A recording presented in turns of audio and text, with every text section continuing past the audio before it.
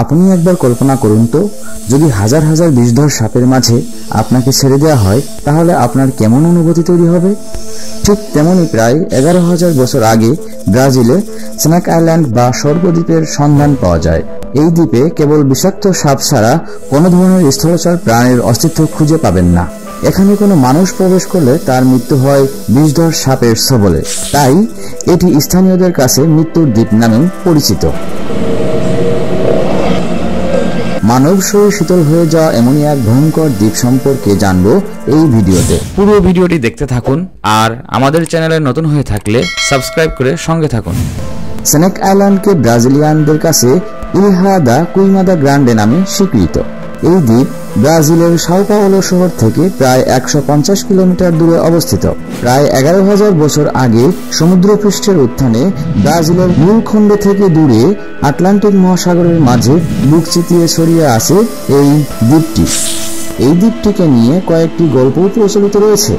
সমুদ্রে মাছ ধরতে যাওয়া এক মৎস্যজীবীর খিদে পাওয়ায় তিনি খাবারের সন্ধানে এই দ্বীপে প্রবেশ করেছিল। পরদিন নাকি তার রক্তাক্ত দেহ পাওয়া যায়। এই দ্বীপে বিভিন্ন প্রজাতির বিষধর সাপের মধ্যে গোল্ডেন ল্যান্সহেড বা পিট ভাইপার অন্যতম। এই সাপের বিষ পৃথিবীর অন্যান্য বিষাক্ত সাপের চেয়ে 3 থেকে 5 গুণ বেশি বিষাক্ত, যা মানুষকে তাৎক্ষণিকভাবে শ্বাসরোধে সক্ষম। যদি কোনো ব্যক্তি এই সাপের সংস্পর্শে আসে, তাহলে তার মস্তিষ্কে রক্তক্ষরণ এবং কিডনি বিকল হতে পারে। হাজার হাজার পিট ভাইপার থাকা এই দ্বীপে স্থলচর প্রাণীর দেখা পাওয়া বড় দুষ্কর, এবং যেসব সাগরীয় পক্ষীকুল এখানে অবতরণ করে তারাই এখানকার সাপের ভোগে পরিণত হয়।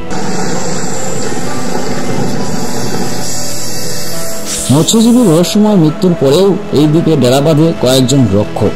1909 থেকে 1920 সাল পর্যন্ত সমুদ্রে চলাচলরত জাহাজের দিক নির্দেশক লাইট হাউসের রক্ষণাবেক্ষণের জন্য তারা সেখানে ছিলেন। স্থানীয়রা বিশ্বাস করে 1920 সালে ইলহা দা কুইমাদা গ্রান্ডেতে লাইট হাউসের রক্ষক ও তার পরিবারের সবাইকে সাপে দংশন করে। শোনা যায় একটি সাপ জানালা দিয়ে ঢুকে পড়েছিল তাদের ঘরে। এই দ্বীপের গোল্ডেন ল্যান্সহেড বা পিট ভাইপার বিরল প্রজাতির, এবং বিশ্ববাজারে এর ব্যাপক চাহিদা রয়েছে। যেমন একটি গোল্ডেন ল্যান্সহেড $10,000 থেকে $30,000 পর্যন্ত বিক্রি হয়ে থাকে। তাই চোরাকারবারীদের হাত থেকে রক্ষা করতে এবং যাতে সাপের দংশনে মানুষের মৃত্যু না হয়, তাই ব্রাজিল সরকার এই দ্বীপকে নিষিদ্ধ ঘোষণা করেছে।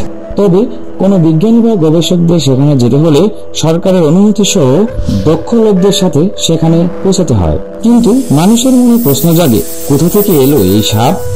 এই নিয়েও আছে এক মজার কাহিনী। কথিত আছে স্থানীয় জলদস্যুরা লুট করা সোনা এই দ্বীপে লুকিয়ে রাখত। কেউ যাতে এই সোনা চুরি করতে না পারে, সেজন্য তারাই এই দ্বীপে বেশ কিছু বিষাক্ত সাপ ছেড়ে দিয়েছিল। শোনা যায় যারা এই দ্বীপে সোনার লোভে পা রাখত, তারাই সাপের ছোবলে প্রাণ হারাতো। কিন্তু একটি প্রশ্ন থেকেই যায়, তাহলে তারা কিভাবে ওই দ্বীপ থেকে স্বর্ণ নিয়ে আসতো? তারপর সেই সাপের বংশবৃদ্ধি হতে থাকে, আর এভাবেই কয়েকটি সাপ থেকে হাজার হাজার সাপে ভরে যায় গোটা দ্বীপ। এক সমীক্ষায় দেখা গেছে প্রতি বর্গ মিটারে 5টি সাপ এখানে বসবাস করে। সাপদের স্বর্গরাজ্য এই দ্বীপটিকে তাই স্নেক আইল্যান্ড বলা হয়। আর এমন সব রোমাঞ্চকর অজানা ঘটনা সম্পর্কে জানতে হলে আমাদের চ্যানেলটিকে এখনই সাবস্ক্রাইব করুন। ধন্যবাদ।